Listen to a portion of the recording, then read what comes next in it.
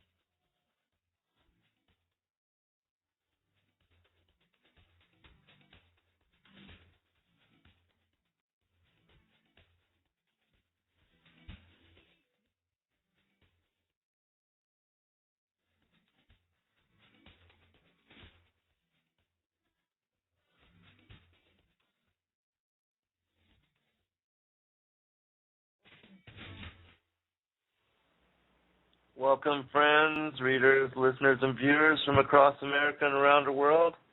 I'm Zen Garcia, your host. This is FallenAngels.tv. It's a Saturday evening broadcast, November 19th, 2011, and we're quickly moving upon 2012, and I am especially delighted today to have my sister in Christ, Dr. Joye Jeffries Pugh, here with me as guest for the next 2 hours, and I'm especially honored to be able to bring new information forward from her new works. And many of you don't know that not only does she write books, but she is a poet and also produces music. And the track that you heard previously is off of her album, When Time Began, and the name of the song is called Master's Plan.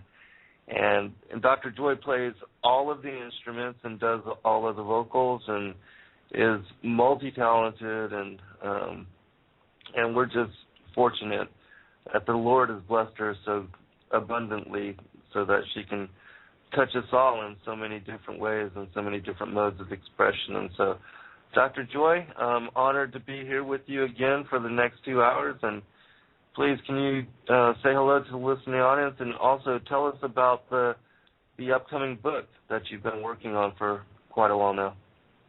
Hey, Zen. Listen, thank you so much for having me on your show tonight. I'm just looking so forward to be a part of it. It always means a lot to me to be able to spend time with you. And in regard to my new work, I've got to say that I've been working on that for a while now, and I hope that maybe in the coming year that I'll be able to get it completely finished in 2012, because there's so much information happening so fast that it's already a little over 500 pages, and I still have another chapter to do. So got a lot of work to get finished. Wow. I know everybody is so excited and looking forward to your upcoming work, Dr. Joye. I know I am as well. Have you settled on a title yet, or can you tell us a little bit about the content or the focus of the work? Well, I'm still debating about a title that I want to use, but it will continue really to follow the same lines as my other work in regard to end times and how it ties itself together, from the Garden of Eden all the way through time till today, and what the future really kind of holds for us. So I will still say that I'm going to be dealing with a lot of the things that I've dealt with in my other books, except because there's so much that's coming to pass due to technology and really things that science is really unveiling for us, as well as the things that I feel like that are coming more to, fruition as far as what the Bible has told us.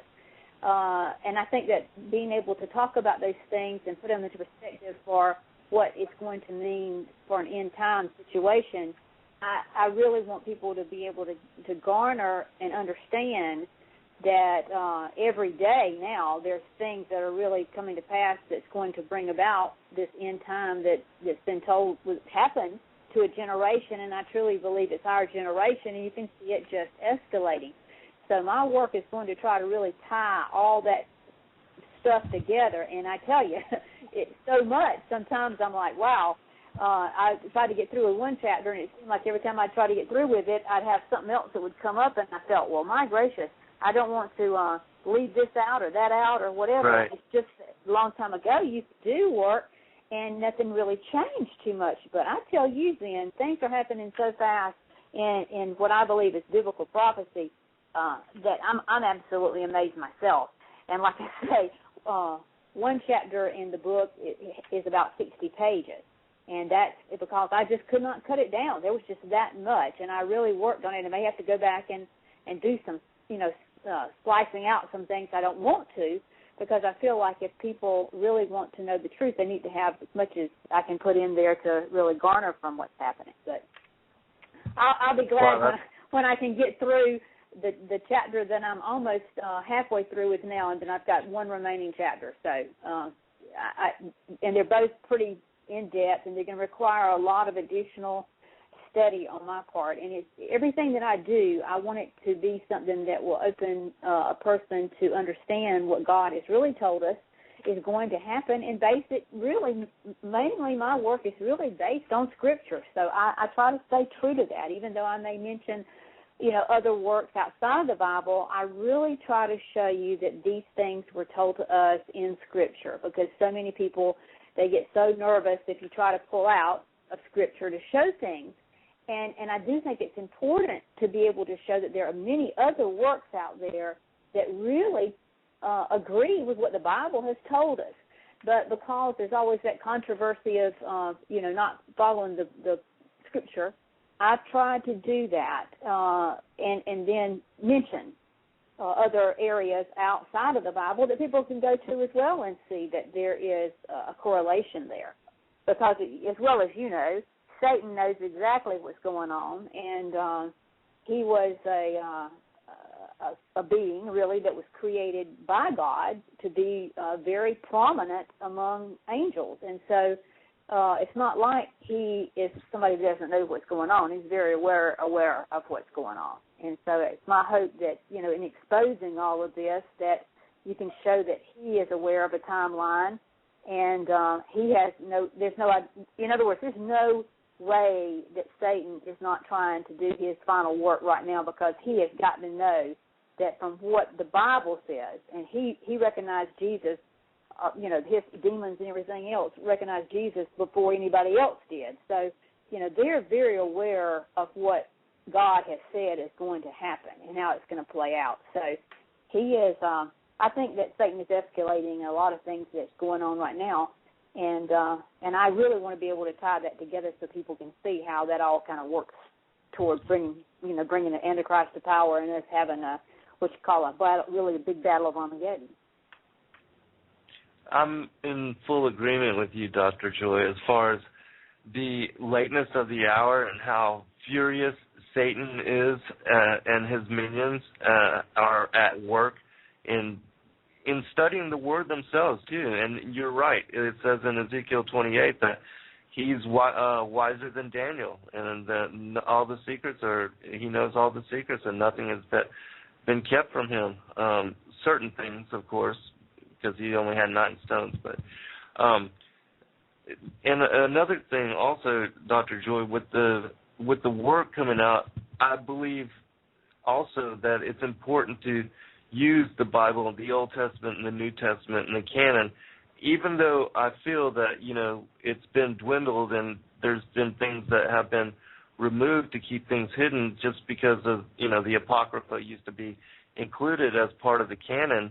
And I actually wanted to start the show today with a quote from, because I always, in reading Scripture, I always find just the most amazing quotes, Dr. Joye, and it keeps adding to my research as well. And I keep compounding my work as well. And every day studying, I'm led to new discoveries and to further questions. And so in studying the wisdom of Solomon just recently, I had come across this one particular passage, and I was also reading a book by Branton that reminded me of a quote in there. And so I'm going to read both of these and then get you to comment on this, Dr. Joye, because the Apocrypha in this particular book, The Wisdom of Solomon, is still part of the Catholic Bible, but it was part of most of the canons before it was stripped out in the latest version. But just a few lines. It says this: "In return for their foolish and wicked thoughts, which led them astray to worship irrational serpents and worthless animals, thou didst send upon them a multitude of irrational creatures to punish them, that they might learn that one is punished by the very things by which he sins. For thy all-powerful hand, which created the world out of formless matter, did not lack the means to send upon them a multitude of bears or bold lions, or newly created unknown beasts full of rage, or such as breathe out fiery breath, or belch forth a thick pall of smoke, or flash terrible sparks from their eyes. Not only could their damage exterminate men, but the mere sight of them could kill by fright." And so this particular passage here is mentioning how the ancient Israelites, when they were led astray, how they began to worship serpents. And then it mentions this particular unknown creature at the very end of this passage. And I was reading from a book called The Reality of the Reptilian Presence by a guy named Branton and Commander X. And in there was an interview done with Krita Mutwa, who's, I believe he's a Sandista shaman from South Africa, and he's been initiated into these strange rites, into these shamanistic rites where he knows the oral traditions and the ancient history of Africa. And in Africa, they have a knowledge of a particular creature called the Chitauri, which, is one of the reptilian beings, otherwise known as the Nagas in other cultures and different places. But just this one particular quote stood out in that interview, and it seemed to match this from the Wisdom of Solomon. It says this: Jabaloon, sir, is a very strange god. He is supposed to be the leader of the Chitauli. He is a god, to my great surprise, which I find certain groups of white people especially worshiping. We have known about Jabalon for many, many centuries, we black people, but I am surprised that there are white people who worship this god, and these people amongst them are people who many have blamed for all the things that have happened on this earth, namely the Freemason people. We believe that Jabalon is the leader of the Chitauli. He is the old one, and one of his names in the African language, sir, is Umbaba Samhongo, the Lord King, the great Father of the terrible eyes, because we believe that Jabalon has got one eye which, if he opens it, you die if he looks at you. And I just thought that was interesting, because we also have the old mythologies of like Medusa and certain reptilian type beings being able to kill by sight. And it just seemed interesting in that passage from the Wisdom of Solomon. It says that they worshipped these reptilian beings that led them astray, and it makes mention of this strange power. And I just wanted to get you to comment on that, Dr. Joye.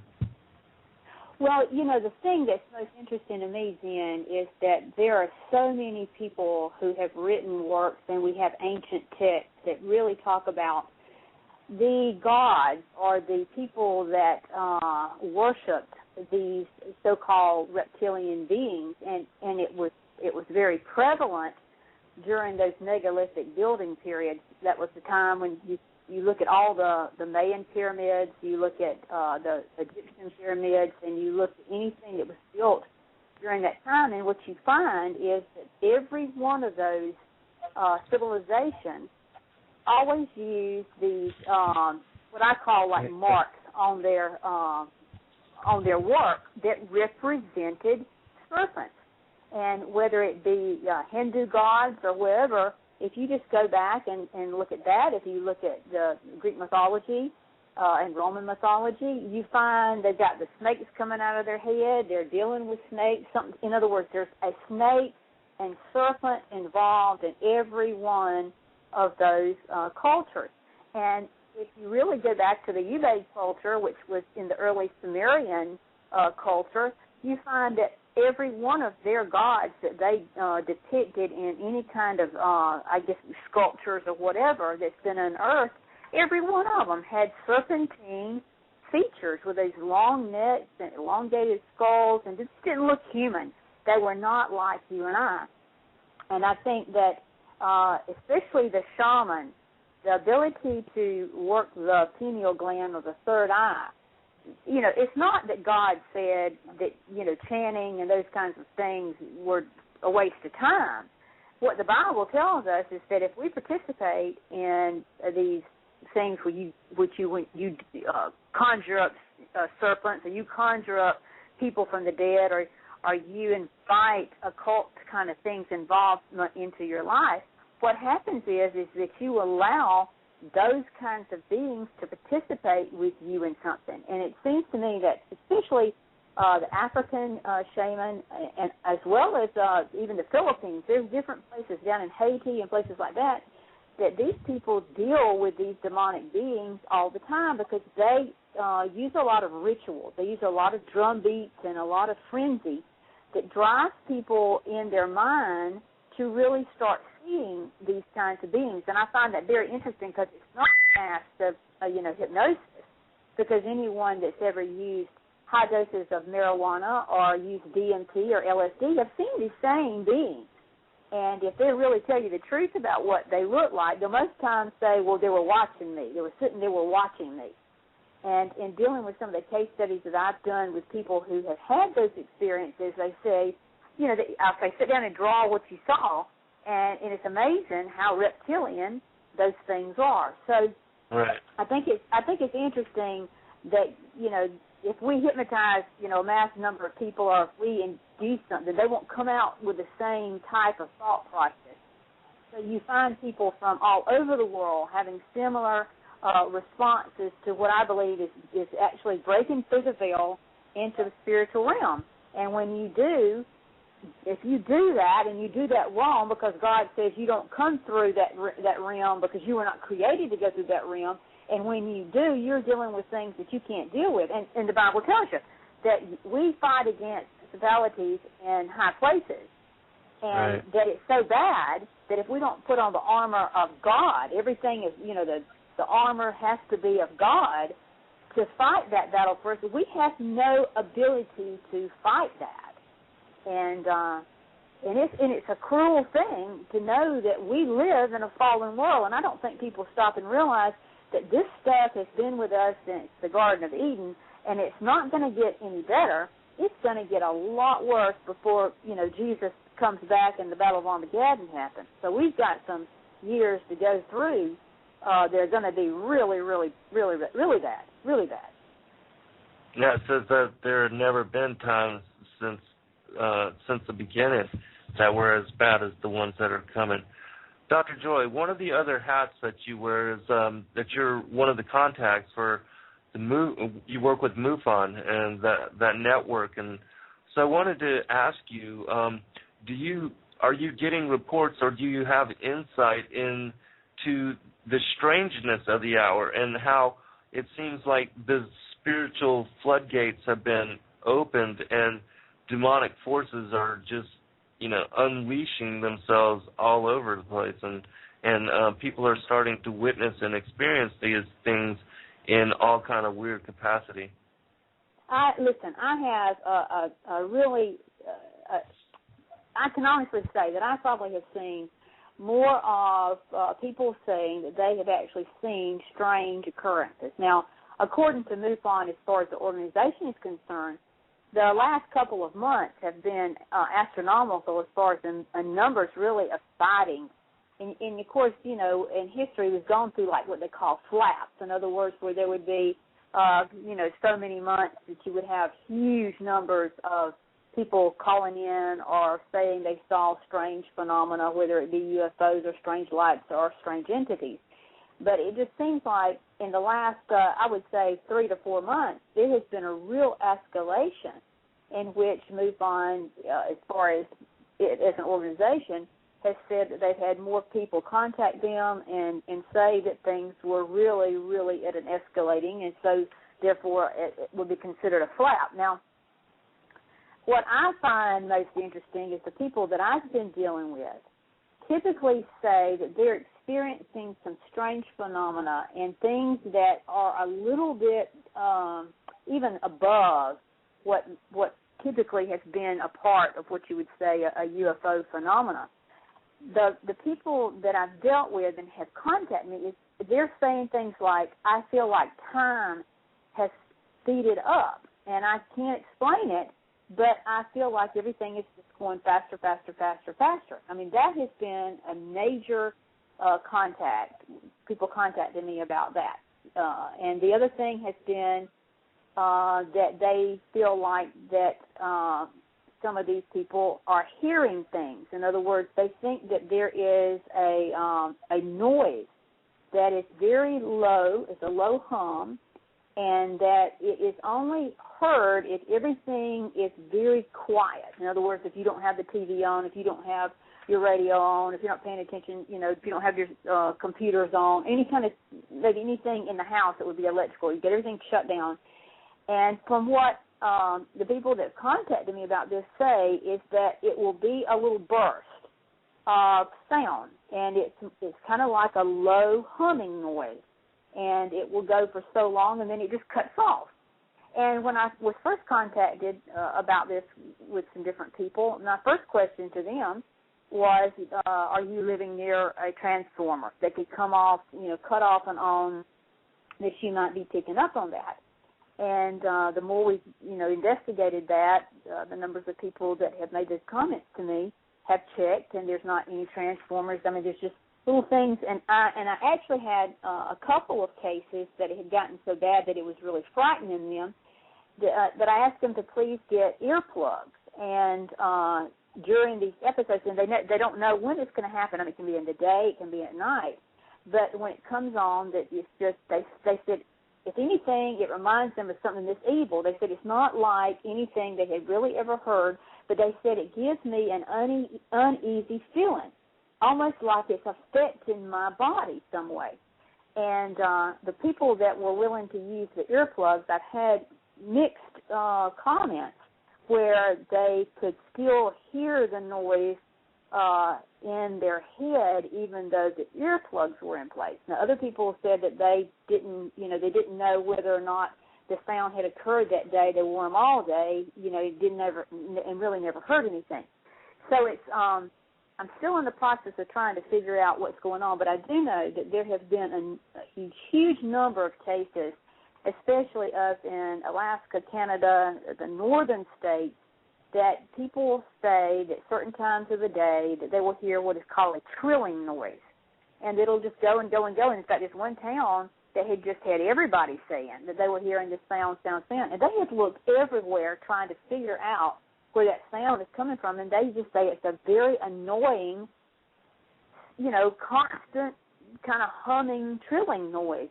And then, to me, if people are hearing this, to me, there's something a little bit more than what is meeting the eye. So I think we're moving from just not only having a large number of sightings and everything from flashing lights to moving lights to lights that speed across the sky at enormous rates, everything from triangular-shaped craft to boomerang-shaped craft to lights that just seem to burst apart and come back together. I mean, I've heard about everything that you could possibly hear about, including seeing these little entities in the room and having someone feel like they've been attacked. And there's just a lot going on, and I guess I'm aware of it because I do what I do, and people know to contact me, and that I can maybe help work through some of the things. And lots of times people can contact me, and I'll say,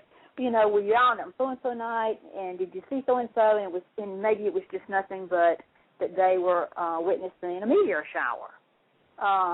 And that's pretty well traceable because of the meteor showers and when they occur and what they look like, and having them look at some things online, and if it looks similar. I mean, there are things that are misidentified, but there just seems to be too much of it by too many people who are not drug-induced or not, alcoholics, who really have seen and witnessed this stuff and feel like that it has affected them in some way. And I think we're seeing more and more people having that happen to them.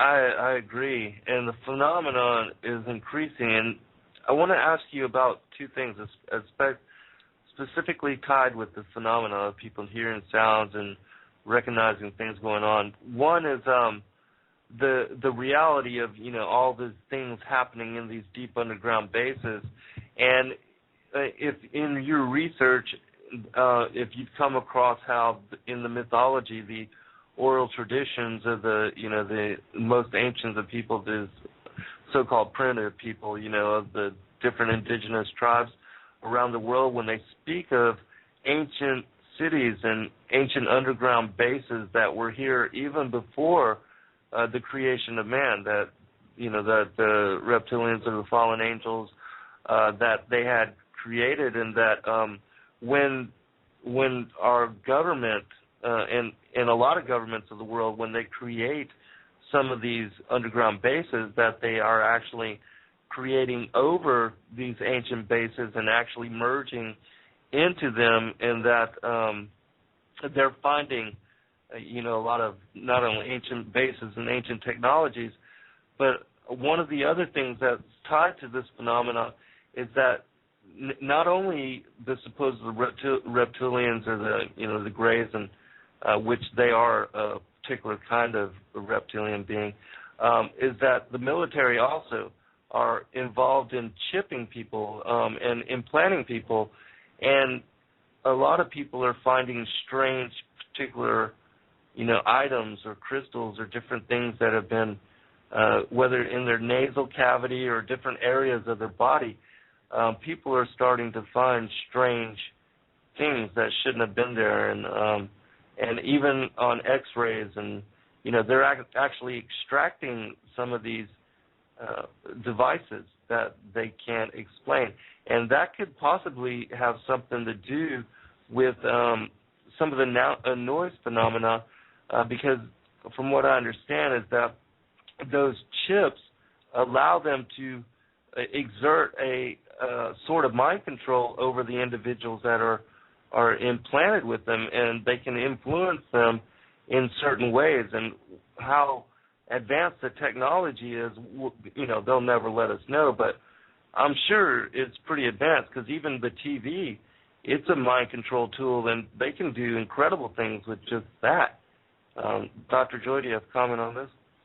Well, I think, when I was doing my research for my book, Eden, that was the main thing that I had really come across, was how technology, even though it seems really good on the surface, but when you look at the technology and how fast it's moved in the last couple of years, you can pretty well say that when we were talking about mind control back in the 1960s with Delgado, and they were already perfecting some of the Tesla techniques in which you could use particle beam theory to utilize that particular wavelength or electromagnetic wavelength to influence people and actually kill them, using different hertz. And, of course, people that don't understand hertz, what I would always say is that they've probably seen a dog whistle, and you can just blow it, and you can't hear a thing. But if there's any dogs in the neighborhood, here they come.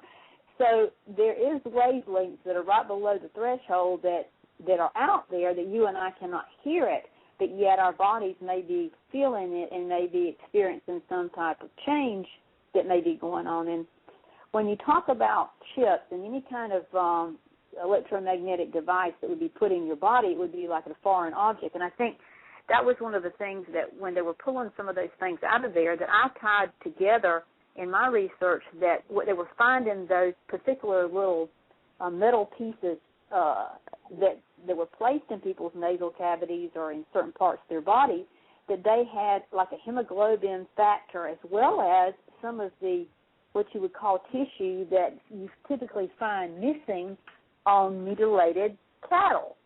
And it was almost like that somebody was extracting this particular protein from cattle, and then for some reason the mechanism by which the some type of chip was being placed into people, whether it be in the nasal cavity or in the body, that when it was taken out, that it would break down, and sometimes it would disintegrate before they could even figure out, what it was made of. But it, to me, was like nanotechnology, where you use something very tiny to structure and be able to build on it, and it makes it more bioavailable so that it's less likely to be picked up, let's say by X-ray, or somebody being, going into a doctor and saying, I think I have one of these things here, and here it is. The easiest way to keep it from being found is to use other types of, proteins or whatever in your body and make it not look so obvious. But even looking at what, let's say, the chipping that's being done out in the open, as far as your dogs and your cats, and, they've mandated that all your horses had to be done. And then, of course, we know that there are some people, especially in Mexico, that have already received some chips as well as overseas. And all they have to do when they go in to purchase anything is they just have to run their hand across the scanner, just like you would see, anything that scans, like at Walmart, your food items or whatever, that they can scan. And what happens is it brings up all their personal identification. And, of course, the fact that universal health care was discussed, so prevalently under Obama's administration, what I don't think a lot of people really realize is a part of that, it was mandated that we would have to have these RFID chips in our radio frequency identification devices placed in our bodies, so that when you went into the hospital or emergency room or to a doctor, that you were scanned And that's a way to maintain, keeping people away from, let's say, seeing one doctor today and get a prescription for pills and going to the next doctor the next day and get the same prescription for pills and then going various places and having those prescriptions filled. It's a way to cut down as well as to monitor. And while it seems really good to be on top of stuff, then the biggest thing that I see happening is that once you have that, then if you don't do what somebody says, they could say, well, when you go down there to pick up this and let's say you get scanned and they say, well, no, you're not doing something politically not correct, so we're not serving you today. And it would keep you from being able to do anything. Or if you said, I'm afraid to have one of those things placed in my body, and somebody says, well, if you want to have health care, it's mandated. So in other words, if you don't have that and we can't scan you, then we're not going to give you a Band-Aid. We're not going to do anything because everything has to be scannable. And that, I mean, everything. In other words, if you go into the emergency room, you can already see now where they have the bracelets that they put on you, and then when everybody comes in to give you a pill, they take that little scanner and scan the pill, and they scan your bracelet. Everything is billed based on this scanning technique. So everything is being put in place for you to have that chip to do all that scanning so that if they want to give you a Band-Aid or aspirin or a shot of whatever, that it can all be accountable. And never before in any history of humanity has that ever been a possibility as it is in our generation. And I think that's one of the biggest things that ties us to being the generation that's talked about in the Bible that will see the Antichrist, because it says that without the mark you cannot buy, sell, or trade. And to me, this coming thing with either health care or either it could be money, because I mean look at what's happening with our world economy. It's not only in the United States, but everybody's economy seems to be going down the tubes and just pushing us closer and closer and closer to a one world currency. So I mean, if you have the chip, you don't really have. If everybody has the chip, then you really don't have to have money. You don't really have to have anything other than just a computer and a scanner and somebody maintaining it. And I think, if anything, that is exactly what the Bible is telling us, that if you don't have that mark, that you cannot buy, sell, or trade. And it said the generation that would see these things come to pass would be the generation. So I think we're mighty close to seeing this come to fruition. I fully agree. I believe we are the fig tree generation, and that even though they say, that it was a Rothschild creation, which it was, but nothing happens without the Lord allowing things to happen. And so when Israel coming into being again, I think that was a sign for us as a generation that we have to be on the lookout to look up, because the redemption is nigh. I want to read one more particular interesting passage, Dr. Joye, and then we'll open up the phone lines, because there's already some callers online waiting to ask you a question. But this is an interesting passage as well. Very, very interesting. And for those that have never heard about this, you might want to write this down so you can look at it for yourself. But it's from a book called The Testament of Amram, and that's, I believe it's a pseudepigraphal book, or it's one of the pseudepigraphal books. But this is fragmented, so I'm gonna say ... where it's broken, so it won't just ramble on in nonsensical without full completion as far as the sentence. But this is a real interesting passage. It says this: in my vision, the dream vision, two men were fighting over me, saying ... and holding a great contest over me. I asked them, who are you, that you are thus empowered over me? They answered me, we have been empowered and rule over all mankind. They said to me, which of us do you choose to rule you? I raised my eyes and looked. One of them was terrifying in his appearance, like a serpent, his cloak many-colored yet very dark. And I looked again and ... in his appearance, his visage like a viper, and wearing ... exceedingly in all his eyes ... This is fragment number 2. Empowered over you ... I replied to him, this watcher, who is he? He answered me, this watcher ... and his 3 names are Belial, and Prince of Darkness, and King of Evil. I said, my Lord, what dominion ... and his every way is darkened, his every work darkened. In darkness he ... You saw, and he is empowered over all darkness, while I am empowered over all light. And once again, last sentence, ... From the highest regions to the lowest, I rule over all light, and over all I, that is of God, I rule over every man. And that's from a book called The Testament of Amram. Dr. Joye, would you like to comment on that? Well, I think that, it's like every book that I've ever looked at outside the Bible that really talks about anything with good and evil. And anything that has we call light and darkness. There is always something that says that there is a good God and there is somebody trying to be a God that's very, very evil.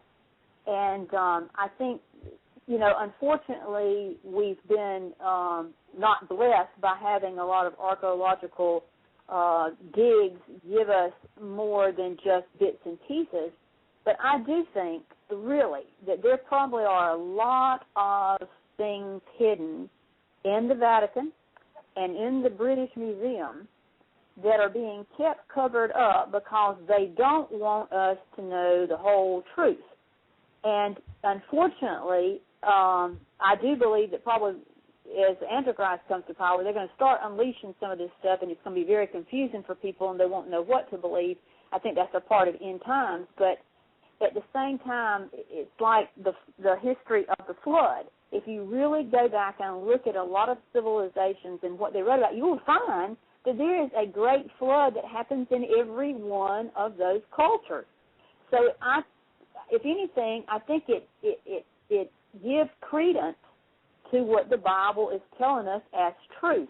Now, whether they've got the names changed or they've changed a little bit of here and there around in it, I mean, that's no different than somebody trying to do research, and different people do research, and then when the book comes out, they may be talking about the same thing, but they've used different words to describe the same incident. We see that happen in even the books of Matthew, Mark, Luke, and John, that there can be a similar situation where John might mention something but Matthew doesn't. But it does not mean that it didn't happen that way. It just means that this person either didn't see that needed to be included in their work, or vice versa, that it was already, known, so why even bring it up? So there's a lot of things that I do think, just like what you just read, that really does prove without a shadow of a doubt that there is a God and that there is a creator and that there is an evil something out there that if we turn and we allow to become part of our lives, that it will actually bring us eternal damnation. I have not seen anything that says if you follow this serpent or this dragon or Satan or this fallen being or whatever dark one, that there's ever anything good that comes out of it. And a lot of people want to say, well, how can you prove this and how can you prove that? But I've always said this, that all these years that people wrote these things in tablets of stone and etched and whatever, they weren't trying to sell a book on BarnesandNoble.com. They were writing this stuff down as a history. And the thing is if they were, in tune with Satan and they wanted his side to win out, or either they were in tune with good and wanted good to win out. So, there's a lot of things out there that parallel, but the biggest thing is, what you always find, is there's somebody good and there's somebody bad. And I think what you just read is a prime example of proving what the Bible tells us, that God is God and he's the good guy, and if you mess with Satan, he's the bad guy, and bad things are going to happen if you participate with him. Yeah, and it seems like the bad guys seem to be tied up with serpents of one form or another. That's right. It always has something to do. And like I say, if people don't believe that, you just start looking at the drawings of gods, other than with Christianity. Just look at the gods and in Vishnu. I mean, he's got a snake head. I mean, you just start looking around at all the things. The pharaohs had the serpents all over the place. They had them wrapped around their heads. I mean, they're on the front of their foreheads. Everything had something to do with a serpent. We look at the Mayans, the Incas. All those people had flying serpents. You look at all the things that Chinese lore. Just look at the dragons and the serpents that's in that, and their history goes back a lot longer than most things that we have documented.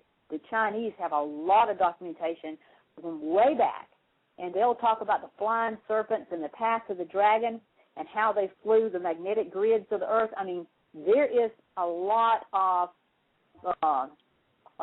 things that really do point to serpents being here with us, and it's right there where you can really read about it. And I just don't think people sometimes really understand how serious it is when we talk about the serpent and the game that's being played against humanity by him. Right. This is my final comment, and then we'll take some calls, Dr. Joye. Three of the biggest things that I find that are hidden, stripped away from the main canon, is the history and the presence of the fallen angels. The other one is Cain being a hybrid being and having his own lineage. And then the other is that the flood was also connected and tied to the mating of the sons of God with the daughters of man, and the replication of this cannibal of giants. And that these cannibal giants then started to eat all the flesh of not only humanity but the creatures, and that was one of the reasons why the flood was brought in. And for those that don't read all of the extra biblical books, you'll still get it in the canon, but not as descriptive as found in other books. Like, just real quick, here's a passage from the Wisdom of Solomon that says this. For even in the beginning, when arrogant giants were perishing and the hope of the world took refuge on a raft and guided by the hand, left to the world the seed of a new generation. For blessed is the wood by which righteousness comes. And see, there you have giants associated to the flood, and people don't recognize all of that as well. And so if you read some of these extra biblical books, you tend to get more insight into what's happening with the fallen angels, like the Book of Enoch, and all these references to the reptilians, stuff like that. But let's go ahead and take some calls. Go ahead, Dr. Joye. You wanted to comment? Yes, I think this is just my opinion. I mean, I have no proof of this. When the guys got together to really put the Bible together, when you want to do something and you say, I'm going to put a book together and it's all about what we're going to believe in, I think that what they did when they took those books, and I think all those books that are in the Bible were very much inspired by God, that they are truly the Word of God. And I can honestly say that because of if you do equidistant letter sequencing of the Bible, you find that there are all kinds of things in the biblical books that tell us really future events that have happened, right. And they were already there. There's things there that we don't know that's going to happen because we haven't discerned it yet or understood it. But when it does happen, it can be found there. So there's no doubt in my mind that those books do have an element that is God-breathed, or you couldn't do that because no other books, and I mentioned that in my book Eden, that you can take all these other books and go through it, and you can't find that same equidistant letter sequencing that talks about future events with dates and times right. and places.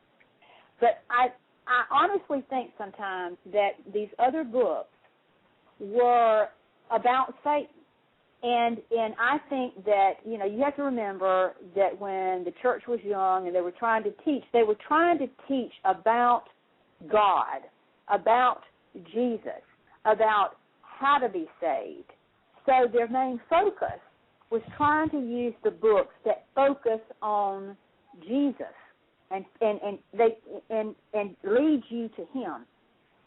Because you really don't have to know about Satan to be saved. I mean, we are going deeper than the normal person would ever have to go to believe and be saved and spend eternity in paradise. I mean, you can have the belief of a child, and the more innocent you are in that belief, really the better you are. Because just like Solomon says in Ecclesiastes, the more books, the more knowledge, the more sadness, the more, you understand how terrible things are. So I really wonder sometimes if people knock the Bible, but I think really it's just that it's trying to teach you about God, about right, about good, about how to see what it is that you must follow a path to be able to understand the Holy Spirit when it convicts you, that you're convicted of sin, and that you are willing to say, I have sinned and I want, redemption, and that I can find redemption through Jesus Christ, who died upon a cross and who saved me had he not come into the world. And I think they put the focus, and they should put God's focus, or the Word of God's focus, on God. So I think sometimes that when those compilers took away some of the books that were, originally maybe a part of the canon, that they were doing that for the seriousness of trying to focus just on Christianity, on saving you, on that kind of stuff. Because I don't think that a lot of people really understood as much as we understand now because of the times that we are living in. And while those other books are important, and I do think they're important to read because I think that helps you gain more perspective on why things are so bad. But at the same time, it just keeps the books separated. The books that, you and I have to read then were books that a lot of satanic people used to practice their satanic cult. They wanted to be like Satan.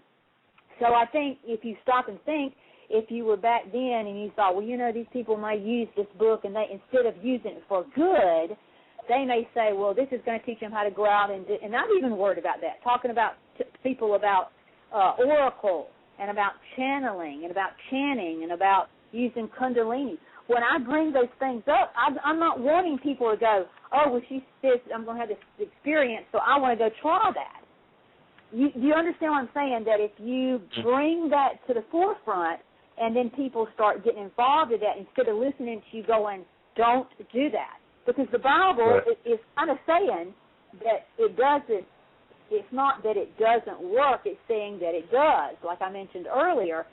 But if I tell you how to do it, are you going to go and do like Eve did, eat the fruit anyway because I've told you not to eat it because it's going to be something bad? I mean, you know how people are. They're curious.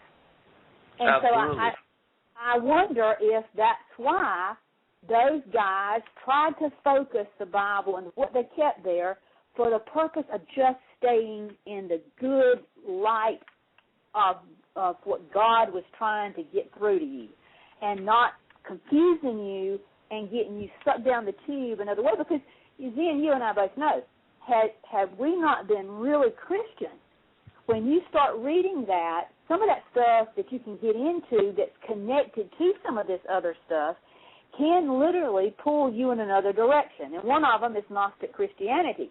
And anybody that's ever studied Gnostic Christianity, it is a parallel to true gospel. And if you are not really aware of words and terms and how they're used, it's no different than when Satan told, the Lord, if he fell down, that he was going to be, if he hurt himself, that the angels would come. What he did, he said part of the Scripture, but didn't tell the whole Scripture. So it's not that those books are telling a story, a different story. They're saying parallel stuff that's what's into the Bible, but you got to know what parts are making the Bible I guess, more understandable from that aspect, and then the parts that's been put in there to suck you down the other rabbit hole. So that I think that's why the Bible has been done the way it's been done. I've got a perfect story. Real quick story to illustrate this point, and then we'll clear out these phone lines. And this is from a book, Second Ezra. And in this book, in Second Ezra, he's given a number of different visions, but he begs the Lord to show him in completeness what had happened from the beginning and the ending so that he could write it down. And he asked the Lord if he will allow him to write it down in story and in book form for his, not only the generations and his children, but all of those that would be coming up in the world later. And the Lord allows him to do this, and he has 40, I believe it's 40 scribes that come with him, and the Lord gives them this golden liquid to drink, and it fills their mind with knowing and wisdom immediately. And Ezra is dictating to them as they write. They write 92 books. Of those 92 books, 20 of them are to be given to the masses and to be the foundation to build them, to lead them to salvation and knowledge in our Lord and our Savior. The other 72 books were to be books that were on advanced teachings. They were not to be given to the masses, not to be shared with the swine, so to speak, not to be, throw pearls before the swine, but to be given to those that were ready for them. Because I'm in agreement with you, Dr. Joyce, like if people go into reading even the Apocryphal, the Pseudepigraphal, the Nag Hammadi Codices, and all of the extra biblical books without having a foundation in the Old Testament and the New Testament and having a foundation based on that, you could absolutely get easily led astray and easily manipulated into believing a lot that is New Age, that has been tied into and incorporated and injected into different aspects of the knowledge, the Word. And here's one other thing as well that I want to make a comment on, is that not only I believe, too, Dr. Joy, that, since Adam and Eve were banished and kicked out of paradise, Satan and his minions, they've been here and they've been warned against Adam and his seed since the beginning. And just as we have people that are working to spread disinformation, even today on the Internet, that they did things like that to discredit certain books, to discredit certain people, to strip things away as well, to keep things hidden from the masses. But also I agree with your assessment as well that, they had to keep it narrowly focused because too much can be it can be overwhelming for people, especially if you're not ready. And that's also why I think, a certain part of the knowledge is hidden and kept away and is advanced knowledge, because if you don't have a foundation, you can be easily led astray. Well, the thing that's very true, and to me, when you're trying to bring somebody to Christ, you don't want to start introducing all this stuff because they can't deal with it. It's too much; they cannot deal with it. Right. And the fact is, the Bible does mention, the book of Jubilees, the book of Maccabees, it mentions Enoch. It mentions other writings. Jasher. So we know that those books were available to the people who became Christians and who knew about them. But the only thing is where these books that are in the Bible, they have been, you can go back and trace it back. If anything's changed or any words changed, you kind of go back and you can find when it was changed and why it was changed and who did that. With these other books, you don't really know sometimes who wrote them. You don't know where they've been at. You don't know whether the transcripts have been changed to read in another form and not the original translation. That's where you get into some problems with some of these other manuscripts, is that you don't have a historical record of who was writing them, who was involved, and what words were changed over the course of time. And unfortunately, right now we're seeing that same thing start happening to biblical scripture, especially with the New International Version that's just come out, and they're leaving out, sodomites and starting to put in shrine prostitutes, and that it's okay to be homosexual and whatever, as long as you're both consenting. So there's a lot of things that are, scriptures are being left out, words are being changed, and when you start doing that, you're really taking away scripture from what I really believe was true words of God, and you're manipulating them to make man happy. And that's where you got to worry about. If you don't have the old things to go back and look at who's doing the translating and what did it come from and how did it change. And I find many times, even in Scripture, and looking at just the old King James works of 1611, you can go back and look at Hebrew and Greek, and you can look at the word, and you will find out that the English language doesn't have a word for what they're saying. So sometimes they've used similar words that actually was another word. And that can give you so much more in-depth in understanding if you're willing to go back and look at the original Greek or the original Hebrew. It can open up a scripture, like overnight, if you've been sitting there going, what does this really mean? And when you go back and look at either in the Hebrew or the Greek, whichever it was written in, it can really just give you an understanding. And I've done that many times and really was able to totally understand what the scripture, what it meant, what it was coming from, and how it relates, to me or to the times that we're living in. So I think it's really important that when anybody reads anything, even the new versions, including anything that would be outside the Bible, you need to, be aware that there could be changes going on. There could be reasons those changes are being made to be deceptive, and it could, it could literally mess you up if you're not grounded in really what I call original documents of the Bible. That one of my favorite things to do is to parallel the different, and to study like that, because I agree with you, Dr. Joye. You get much more insight if you'll do that. And just reading the Targums, which I like doing that as well, it gives insight as well. But let's go ahead and clear these phone lines, Dr. Joye. We're going to take a call from area code 804. Did you have a question or a comment for Dr. Joye? Yes. I feel that spiritually, if the second coming could be within us, and that if we come to Jesus and follow his teachings, that we can have a more gentler future and a wonderful time when he does physically come back. I just wanted you to comment on that. Well, we have to look at what the Bible tells us, and that the only way for us to ever enter back into paradise and ever have access to the tree of life requires that we don't have anything in us and a part of us that has anything to do with what the serpent was trying to get Adam and Eve to be, and that was to believe that they were gods and would be godlike, and that by their knowledge they could achieve, paradise on their own. We know that was not attainable, and if you look at what happened in the garden, the tree of good and evil continued throughout history because that's what we eat of every day with the knowledge that we have.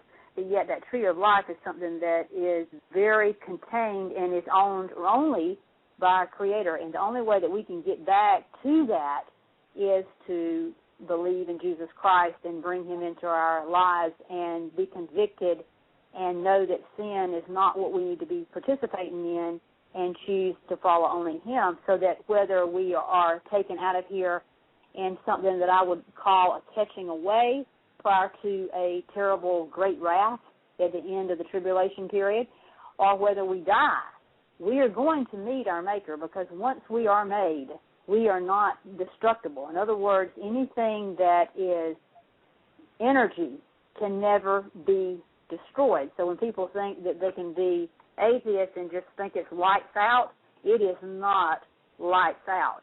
You go from a physical existence into a spiritual existence. It's a lot more real than what we actually can see, taste, and feel here on this earth. So it's vital. It's vital. If you want to spend paradise with the creator of all of this, we have to follow his word and his guidelines.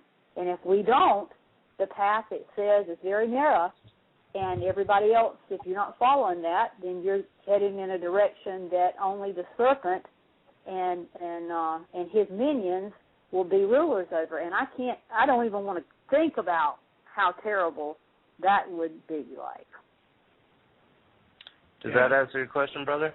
Yes, I thank you very much for that, and I'm very thankful that you did mention that it has to be through Jesus, because there are a lot of people with this new age that feel that they are gods. I don't know what it is that gets in their head like that, but we all have a God spark in us, and we fan it according to how we live our lives. But I choose Jesus Christ. Thank you. Thank you so much again. Thank you for calling. Thank you. It is Christ that is within us that is the connecting link to the Creator. That He is that which even imbues our existence with consciousness. So without Him, we would be nothing. All right, let's take this other call. Area code 573. Did you have a question or a comment for Dr. Joye? Hello, area code. Okay, he just disconnected. We'll go to the next one. Area code 708. Did you have a question or comment?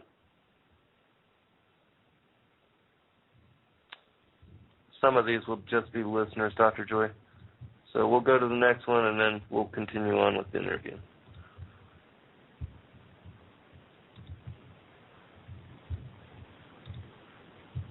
Area code 620. Did you have a question or a comment for Dr. Joye? Hello? All right, Dr. Joye, I think they're just listening in, because if they're not internet access, we have a lot of people that call in to listen to the show. But please, let's continue with some of the focus of your work and other things that you've been doing. Have you been doing any music or focus on any projects outside of just your book? Well, the biggest thing that I do is I enjoy music, and I do write songs, and I'm always composing and working on new work as far as music is concerned. That's probably my favorite and most passionate thing that I do is when I am able to sit and I feel like that God will send me words and song and that I can put together and then perform, at various places when I'm asked to go and to perform for those, for people to hear my original work. That's probably the biggest love of my life. And then, of course, because my husband has been ill, then I have had a little bit more responsibility at home, and so that it's made me not be able to maybe travel and do as much as we would like to be able to do. So we just pray every day that God will provide, and that we're doing what we're supposed to be doing right now.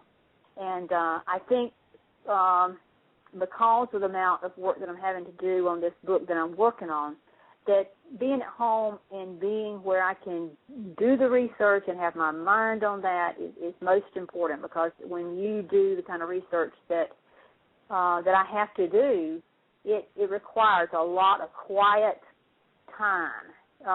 Because you really want to know that this is the direction that God is leading you in. I mean, I don't want it to be my work. I really want to be able to bring what He wants other people to know to the table.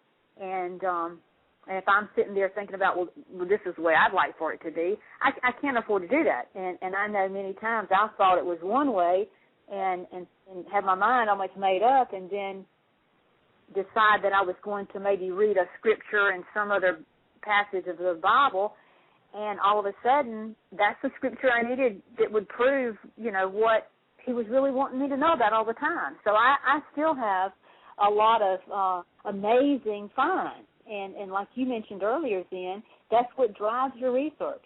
I think that's what keeps you searching for what I call these nuggets of information that are right there in plain view that we just overlook. In other words, we don't really take it to that next level. And I've been accused of taking it down and down and down to, to different levels.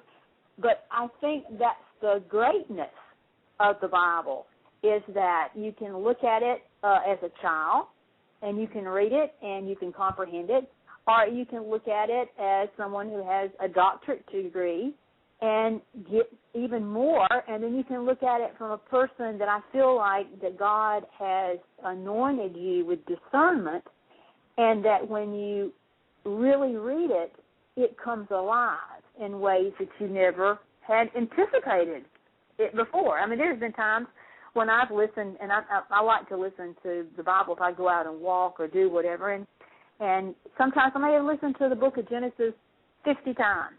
And then today I might walk and something, a word just comes out to me, and it goes like, have you really paid attention to that, Joy? And then you start doing a little research on it, either, into the Hebrew or whatever, go back and really look at the original writings, and all of a sudden you just find something totally that you just not really thought about. And you go, well, why didn't I pay attention? Why didn't I pay attention? And it's the reason, I think, is that you have to get to a certain level, and God takes you in increments.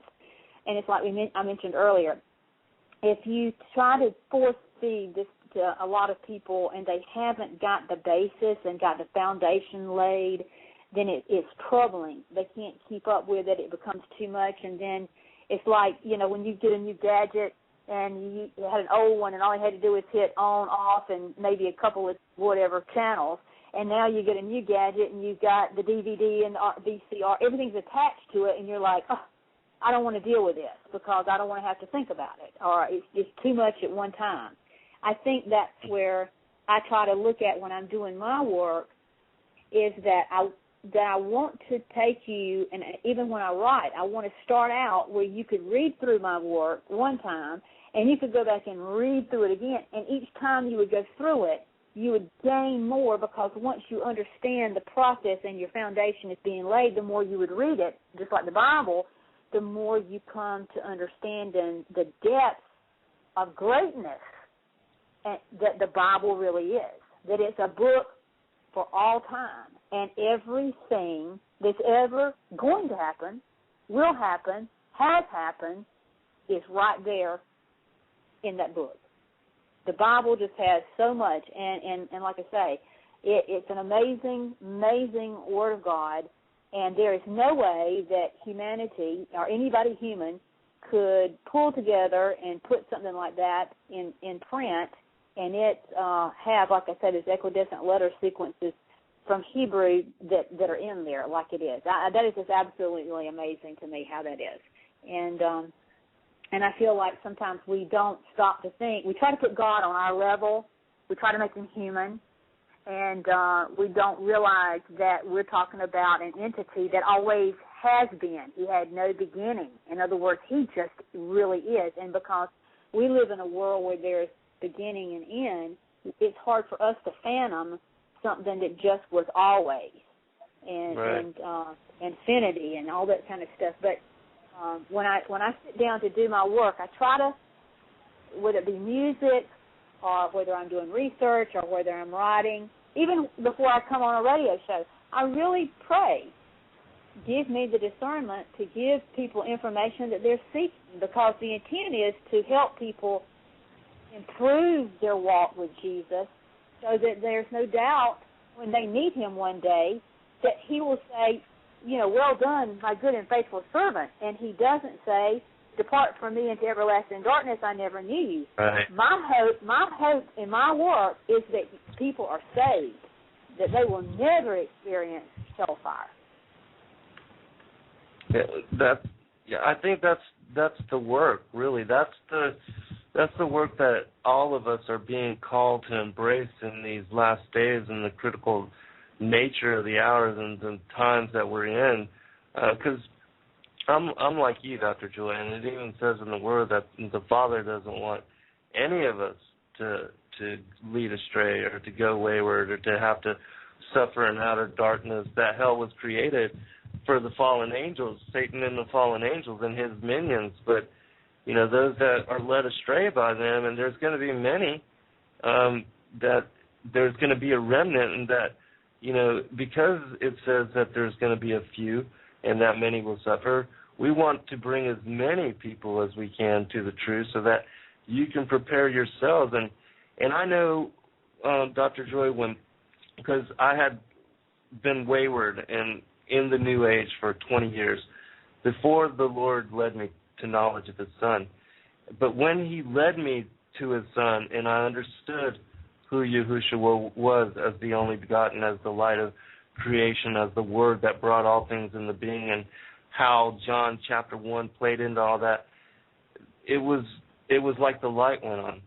I was filled with understanding, with knowing in such a way that I just give gratitude to the Lord every day, every single moment for that kind of blessing, that kind of discernment. And I pray that for everybody out there, even those that are listening right now. But I want to read something real quick from, because this will illustrate the point that both you and I are making, Dr. Joye, and how critical this message is and how it's important that you come to know our Lord as the answer, as the arbiter of salvation, as the holder of the keys of eternal life, because you don't want to be the ones that, those that get turned away from me, I know you not. The Laodicean church spewed out of his mouth. You don't want to be part of that. You want to be part of the righteous, the few that, the remnant. So he answered and said, "This is the meaning of the contest which every man who is born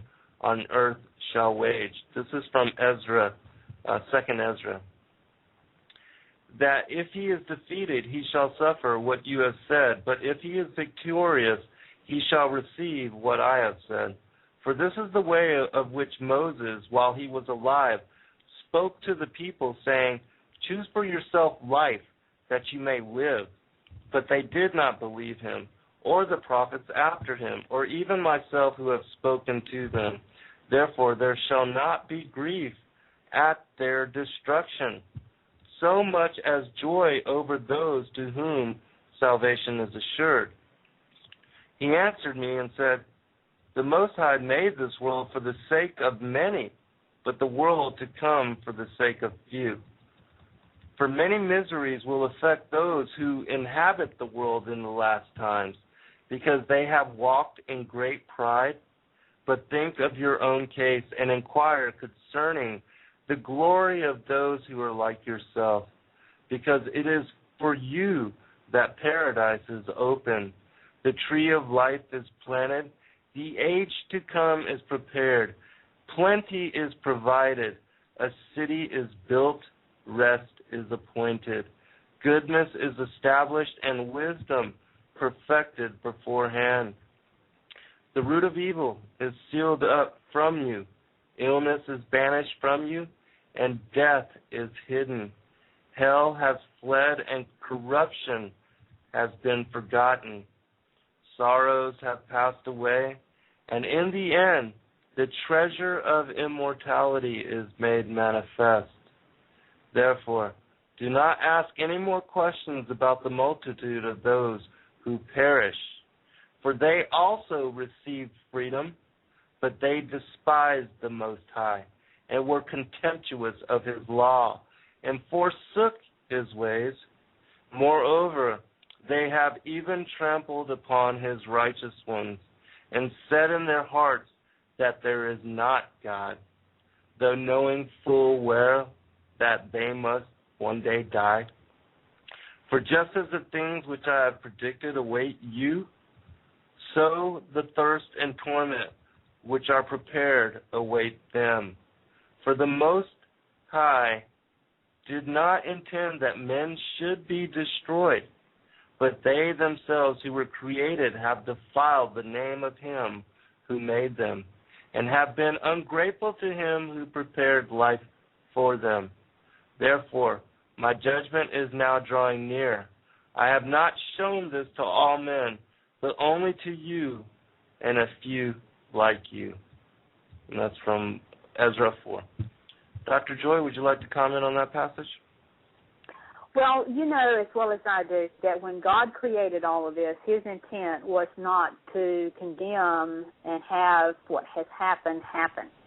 But, people say, well, he created Satan, and yet he turned out the way he did. And I'm like, whenever you create anything with free will, then you can take anything good and make it bad, whether it be food. You can overeat. The food you need to survive, but you can turn around and overeat and it kill you. So the fat God, the creation, if God wanted everybody to have free will, if he hadn't, he'd made us like robots where you do this and that's it.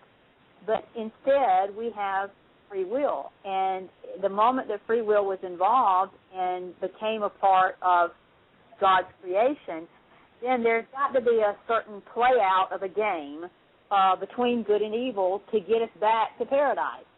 And unfortunately, when the Satan or the serpent did what he did in the Garden of Eden, he was doing nothing but attempting to destroy God's creation. Because if you look at the Bible and you look at what it says, when God created stuff, it says, and it was good.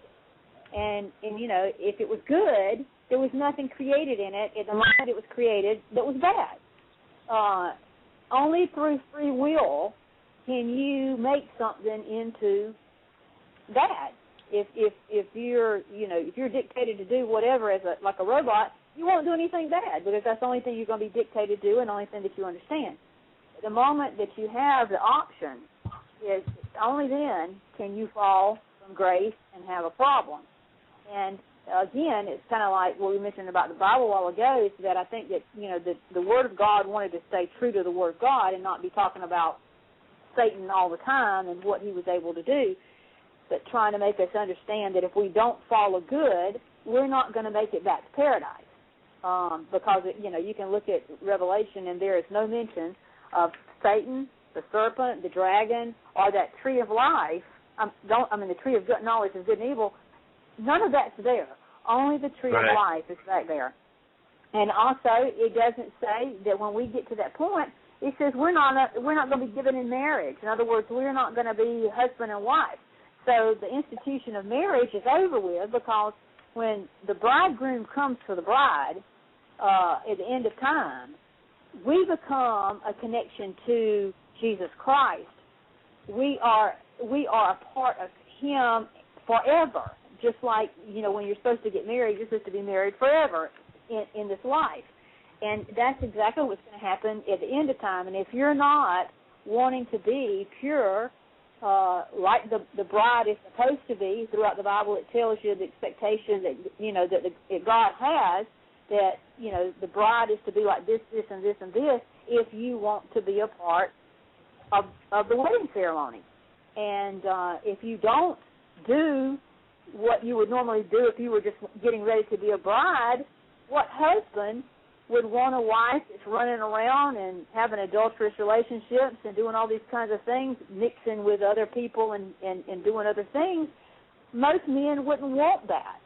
So if you really put it in the context of Christianity and what Christ has established, then you can look at why is it that from the Garden of Eden, the mandate has been, you stick by me, you do my will, you do what I've asked you to do, you follow my commandments, and if you will do these things, then paradise and the wedding ceremony you will be a part of.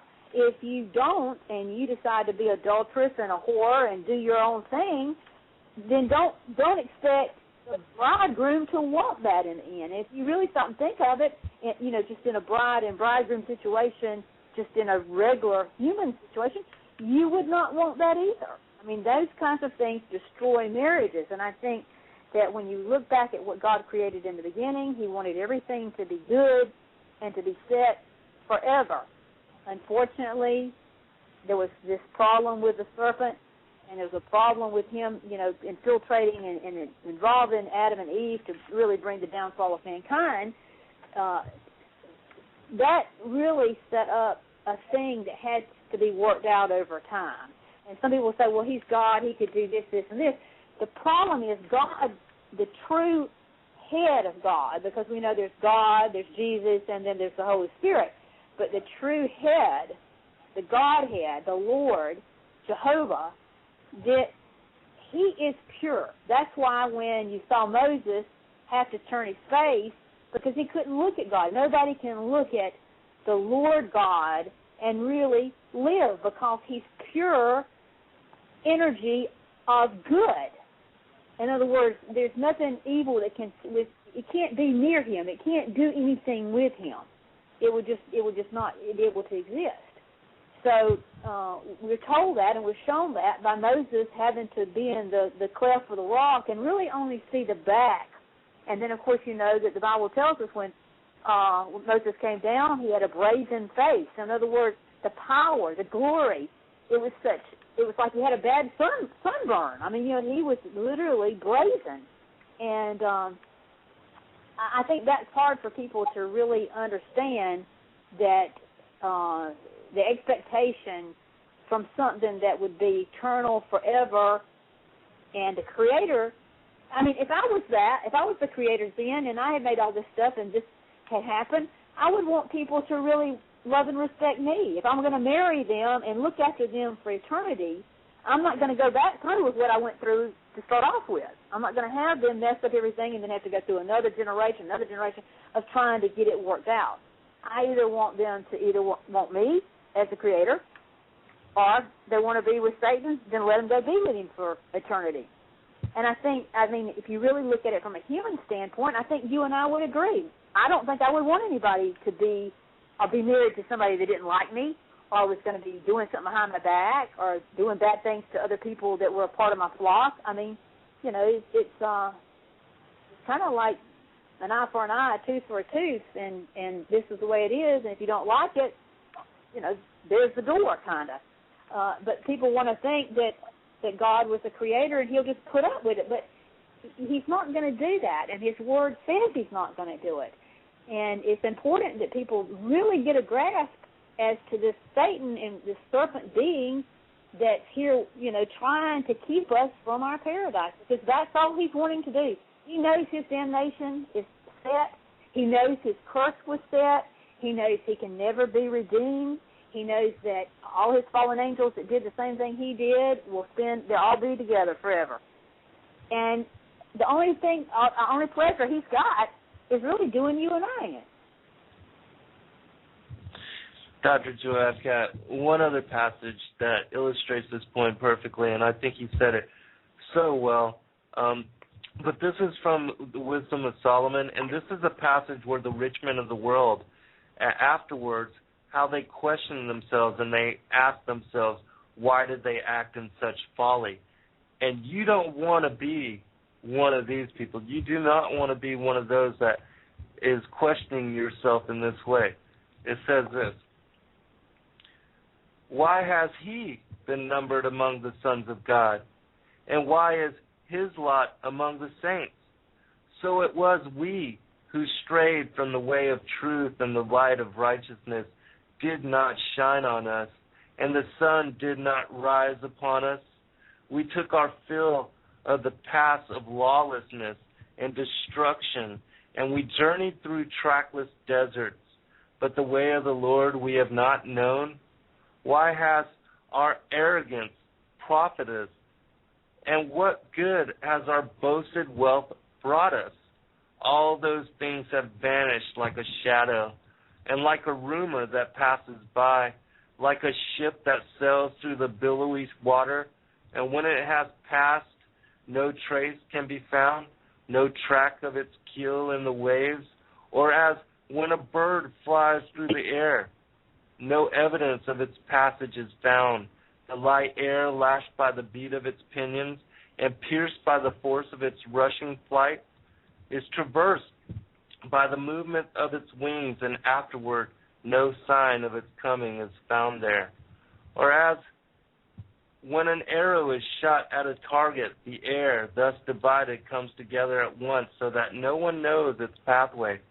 So we also, as soon as we were born, ceased to be, and we had no sign of virtue to show, but were consumed in our wickedness.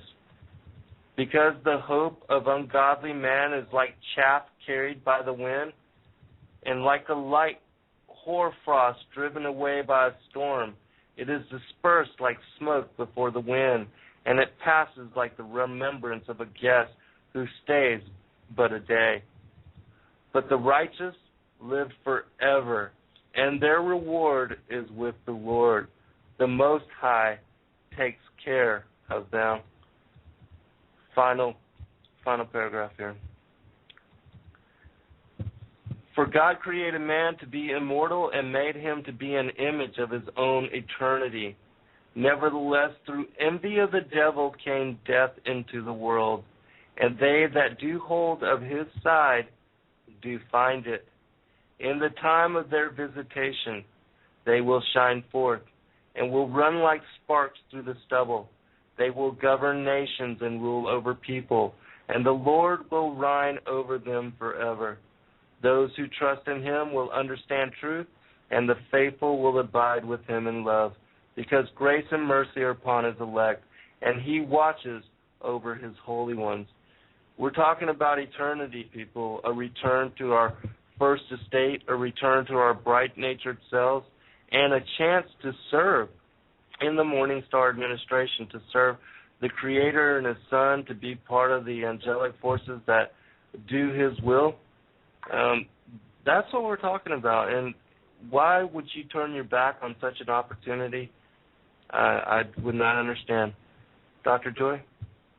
Well, I think that a lot of people, they don't really realize the game that's being played and that we are a part of it.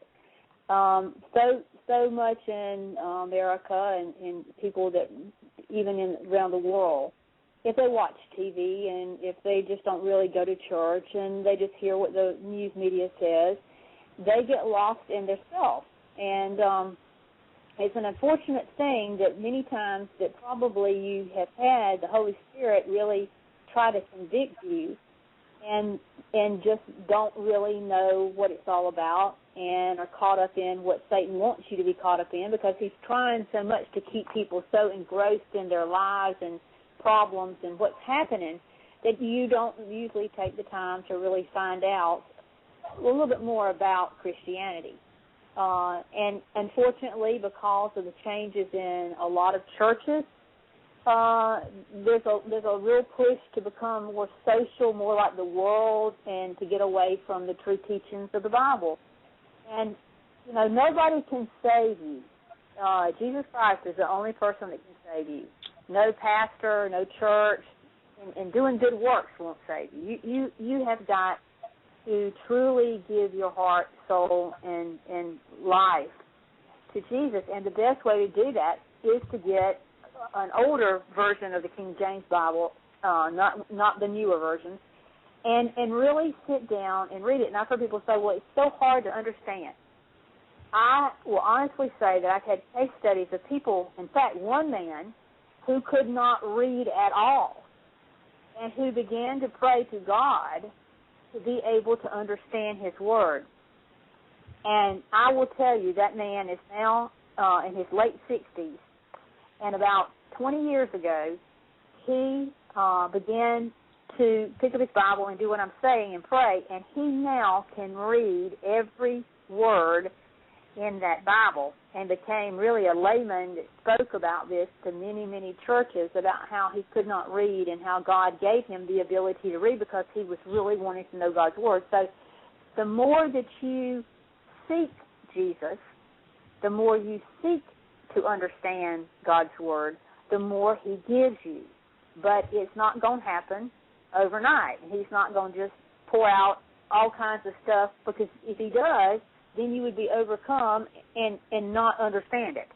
And the more you do the research and the more you pray for discernment and the more that you seek his word, the more he reveals. And I think it's really important that people really, really take the time. If you don't have time to read the Bible, then buy it on a cassette tape and listen at it. If you'll listen at it in your car or listen at it before you go to sleep at night, just anything where the word starts becoming part of your life, then you will see a manifestation of change to understand God's word more. And I know that, you know, that Jen and I both have books that I think would help people understand the Bible better. But I always say the book, if you read any book, if you're going to read one book in your entire life, the one book you read is the Bible. And then everything else will follow by your study. But I just, like I say, the days and times that we live in, there's such a manifestation of evil from videos to movies to, there's secret stuff going on all the time trying to, manipulate the brain. And I go into so much detail about that Zen in my book, Eden, about the pineal gland and all the manifestations of using low-frequency waves and beats and all kinds of stuff to get you to respond to satanic things. And if Satan can infiltrate you, he's changing you. And I think one of the biggest things that I don't think people realize is that your DNA is a fingerprint for you. It has a resonance, and it can be known. In other words, a satellite way up there in the sky can pinpoint you by your own personal resonance. In other words, we're all vibrating. We're all electrical beings. And somebody can find you and know things about you. There's already technology out there that your brain can be mapped so that when you go into a store, they can say whether you like this or if you like that advertisement or not, and they can play through your brain and the way that your brain is reacting. So if mankind has already got the technology to do this, imagine what the Creator has the capability of. When the Bible tells you that he knows your every thought, every deed, including the numbers of hairs on your head, if mankind has got to the point that we have with technology, I can only imagine how much the Lord God really knows all about every bit of his creation. And you can't do like Adam and Eve and run and sew fig leaves together and hide thinking that you're going to get away from anything. You cannot hide because your body is constantly giving off these frequency waves. If you do something bad, you got a negative frequency going on. It's being charted. In other words, I've heard people say that they saw their life flash before their eyes as they were, thought they were dying or whatever. Well, everything in your brain hypnotically can be brought back from every day that you can remember. And you can bring it back, and a person can tell you exactly what was happening on a certain day, what clothes they were wearing, and who they talked to. The brain has that kind of capability. So a creator that could create something of that magnitude also, you bet, also knows everything that your body is thinking, plotting, secretly doing, whatever. And the bad thing is that because Satan has such capability over the power of the air, he too has the ability to pick up on when you are negatively engaging in something. And therefore, the more you negatively engage in stuff, the more he comes to you more and more and more and more and pulls you closer to him. So there is this battle going on in this world between the true creator and a very, very, very bad man called, or evil being called Satan. Absolutely. You have to be aware of the war and how it even precedes Genesis chapter 3:15. This goes back to the war in heaven between Michael and the cherubim angels and Lucifer and the seraphim angels, and that it's been manifest here on this planet, and it's playing out between the two bloodlines, the seed lines that came through Eve, Cain's line and Seth's line, and that the war is going to be played out until there's the separation, when our Lord comes back to separate the wheat and the tares, that you have to be a virgin, Matthew chapter 25 virgin, ready with your oil and your lamps trimmed and your wicks ready and poised and waiting on your bridegroom, that you're ready and you're worthy, that you're worthy of the bridegroom, because he's not going to marry somebody who's not worthy. That's right. He's not going to do it. Right. I mean, and why that's the thing. That's right. If you and I were to marry, I mean, I don't want my husband going out and having a bunch of women around. I mean, I don't want to have to deal with that. I want him to be a drunk or a drug addict. Neither does, Christ. Neither does God. I mean, it makes sense that the marriage supper of the Lamb, if you go back, this is the thing that always will tell you why the mixing and abomination of adultery and whoredom and all that is so bad. Back in chapter 2 of Genesis, it says the institution of marriage was between Adam and the woman that was created from him. And no other animal on this planet and no other being, including the angels, were ever given an institution of marriage to have to follow by. That institution is so important, and you can see it's a thread that runs from the Garden of Eden all the way through the end of time. And I find it interesting that when people say that Cain was not of Eve, then the institution of marriage right in there, when we talk about the parallels to the Whore of Babylon and the mixing and everything that goes on in end times of Revelation, everything in the Bible parallels itself. And if you look at what happened there in the garden, you have to say, beyond a shadow of a doubt, for God, who is an all-knowing God, to have walked up to Eve and said to her, after she has had this involvement and eat with that serpent, that she is going to have sorrow in her conception. Why in the world, if she just ate, let's just say an apple or a pear or grapes or something of that nature, why would he tell her, your judgment today, because of how bad you have been, is that I'm going to make you have children. And when you have children, it's going to hurt so bad you can't stand it. Why would he bring that up when she had just eaten with that serpent if it did not have something to do with marriage? And if you really stop and think about it, when God renders a judgment to somebody, in other words, you're going to have to pay for what you've done, and this is what you're going to have to pay. In other words, if you choose to participate in that, that's where you're going to end up having to deal with it. If Eve had said to Adam later on, well, you know, I'm not having sex with you, Adam, because God says if I do, it's going to hurt, and our children will be in sorrow. So therefore, I'm not having sex. I'm not going that route. She could have literally stopped the essence of what the Creator had told her would happen. And I cannot believe that we have that kind of power that we could say, I'm going to bypass your judgment. So if you stop and think about it, the other thing is that the God cursed the ground from which, Adam had to get his food from. If Adam had said, well, I'm not going to go out there and I'm not going to farm, then they would have starved to death.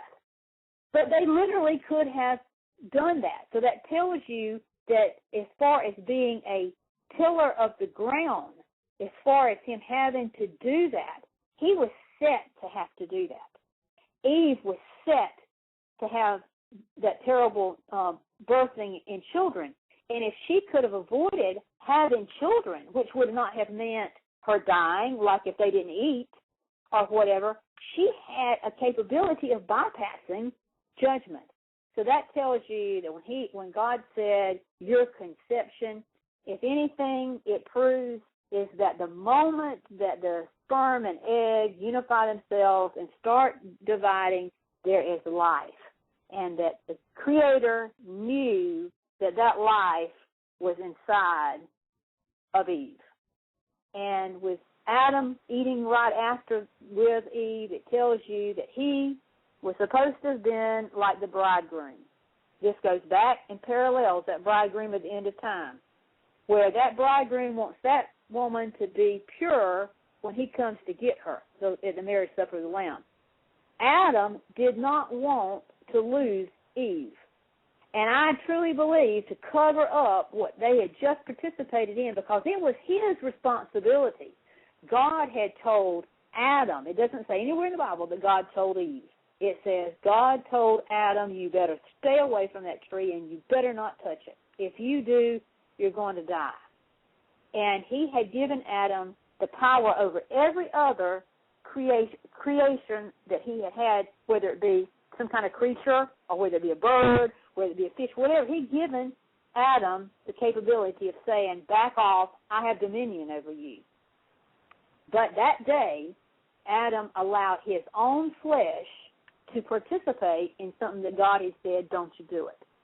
And if you really stop and you look at that, when we have gone over this over and over on some of the videos together, Zen, and it upsets me because I get emails about this serpent seed theory and all how terrible it is, and I'm just telling you that unless you sit down and you look at this and look at through the Bible how it parallels itself back to the Garden of Eden, then you would not understand the institution of marriage and why the whore of Babylon is so bad. Because mixing is not what God created. The tree of life created life. The tree of good and evil creates two things. Good that's trying to cover up evil. If you look at a pear tree, you get pears. You get an apple tree, you got apples. So something about the tree of good and evil was evil all the time because nothing else that God created. And in fact, he told each one of the things he created, go and replenish the earth and have seed of your kind and produce your kind. He didn't tell, the cows to go have sexual relationships with the pigs. He said to produce after your kind. And the moment that Eve participated with that serpent, they created something that was not of their kind.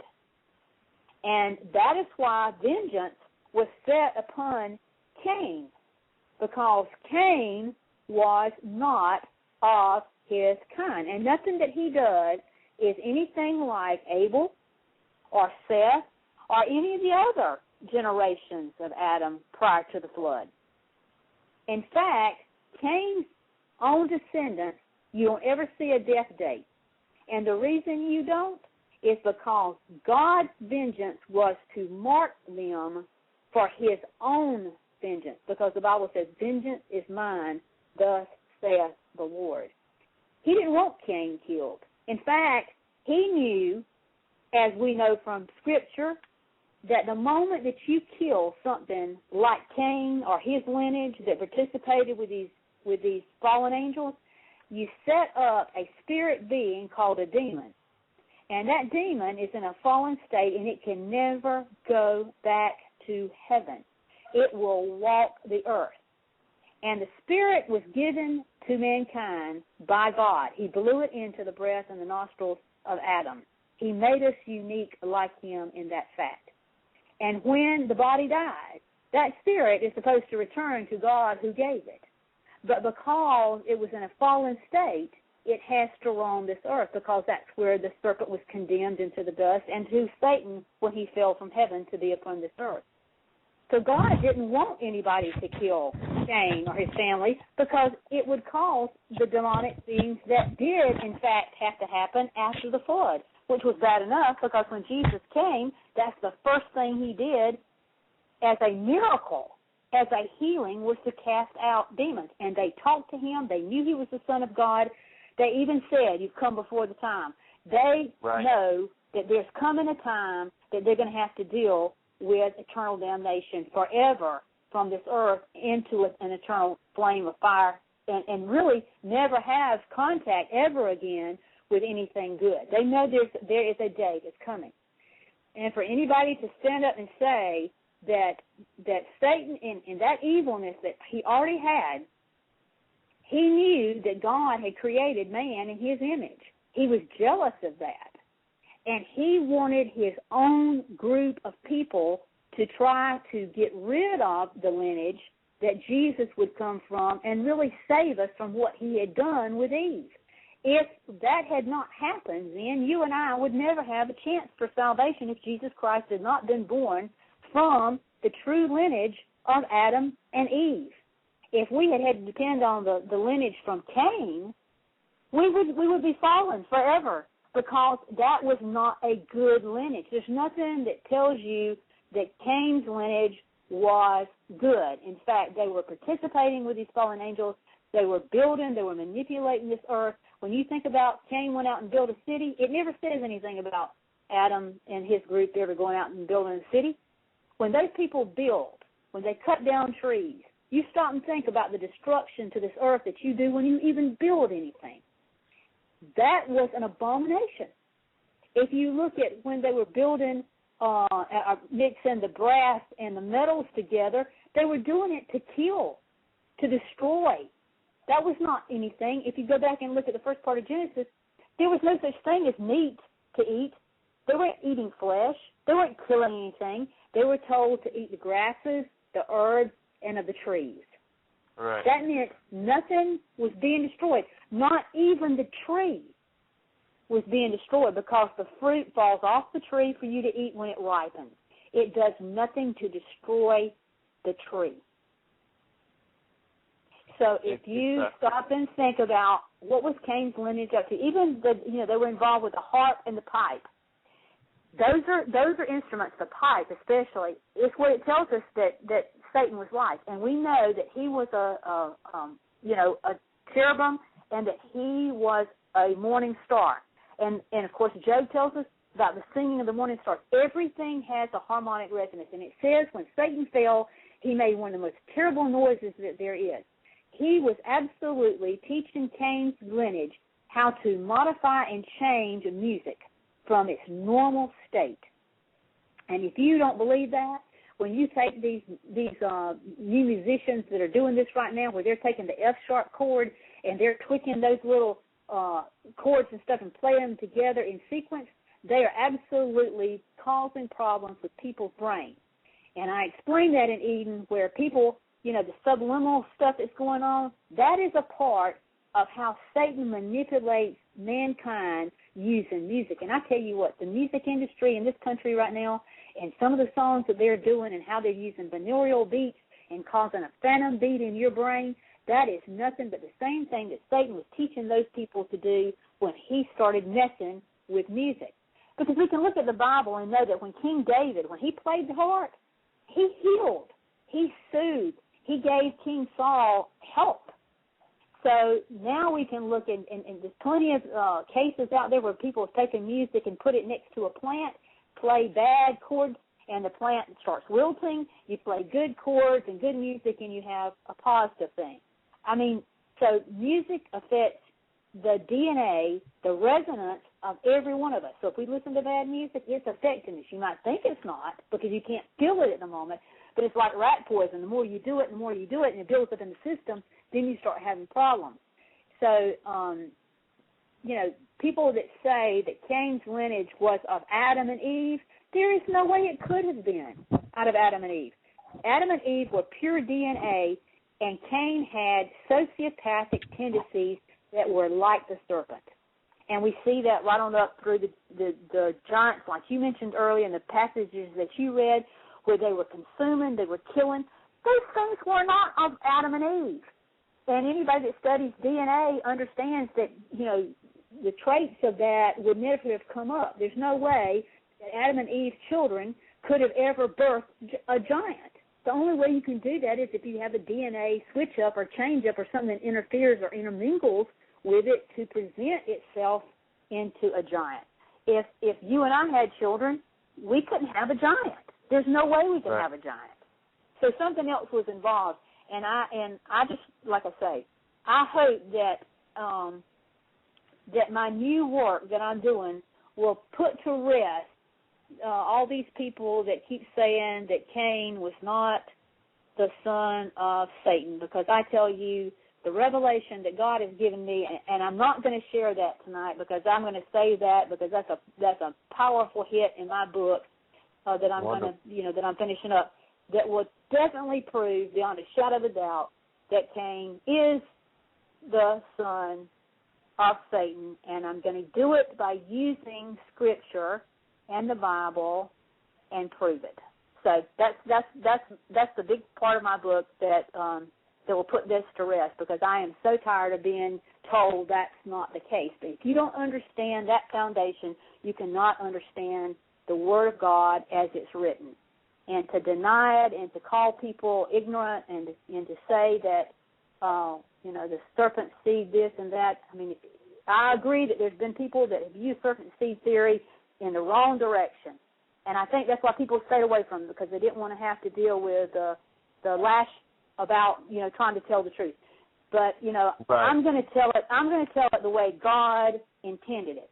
And I'm a Christian, and I know that if I step in the wrong direction, that I will have to be punished for that. And therefore, I am taking this very, very seriously. And I just want to say that will be one part of my work that I hope if anybody reads it, that they will come away really, truly understanding what the Bible has been telling us all this time, and in the right way, not in a negative way, not against a race of people. It's not against black people. It's not against Muslims. It's against these evil lineages that exist in our world today who can never be saved because they are of the serpent. They are fallen beings, and the only way that they're going to be destroyed is by God's vengeance. And the Bible tells us that in the parable of the wheat and tares.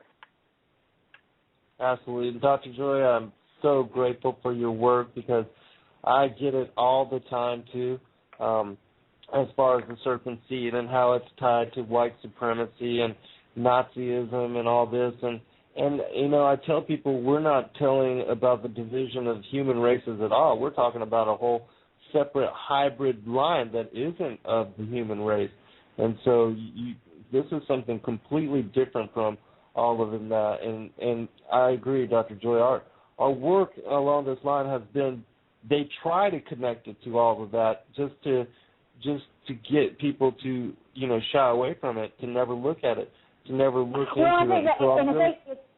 They want to stop this, because then once they know the truth, they will never, ever look at what's going on in this world again with eyes closed. And I do think that, I'm sure there's people out there just ignorant and don't understand it, but then I believe that people who come at you with such vengeance, it tells me that you have not done your research, or if you had, you would not have the vengeance you've gotten. So if you're coming at us with vengeance, then your intent is to stop people from knowing the truth. And then my question is, and who are you looking to as your Lord and Savior? Because if you're not looking to the truth, then, if you're caught up in it because you think it's white supremacy, or you think it's Nazism, or you think it's so-and-so, and you haven't done the research on it yourself to really, truly understand it, I just hope that my next work is going to explain that beyond a shadow of a doubt and show that it has nothing to do with any of that. It is a lineage unto itself. It is a fallen lineage, and it is a lineage that really Satan has been a part of the whole time, and it's been a part of something to try to destroy what God put us here to do. We're all set apart. Sinful world. It's been set apart in the Word as a separate generation as well, a separate lineage. Dr. Joye, we have 2 minutes. Please give your website and your contact info. Yes, the website is www.drjoye, and that's DRJOYE, Joy with an E.com, and all the videos, music, albums, books, everything is there, as well as research, and as well as my email address is there too if you have a question. Well, thank you, Dr. Joye. I'm so honored to have done another show with you, and I look forward to the time when we can get together to do some more video work. Sounds good, Ben. I keep thinking I'll get up that way, but maybe it won't be long before we'll be able to travel and do that again. Yeah, we'll definitely try to get together soon. God bless you, Dr. Joye. I pray for you and Mel and all of the listening audience out there. You got to know about these things in order to know who you're at war against and what the battle is really about and who your enemy really is. So, till Wednesday. God bless all.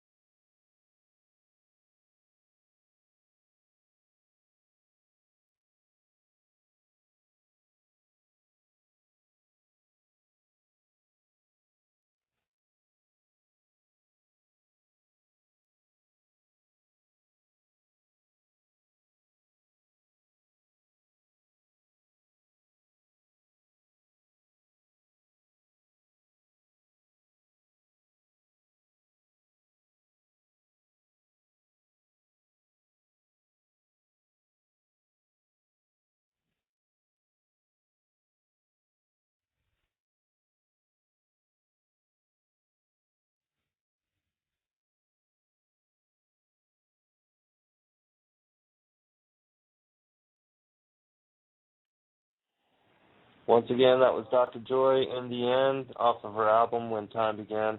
You can find it at drjoye.com. God bless all. Good night.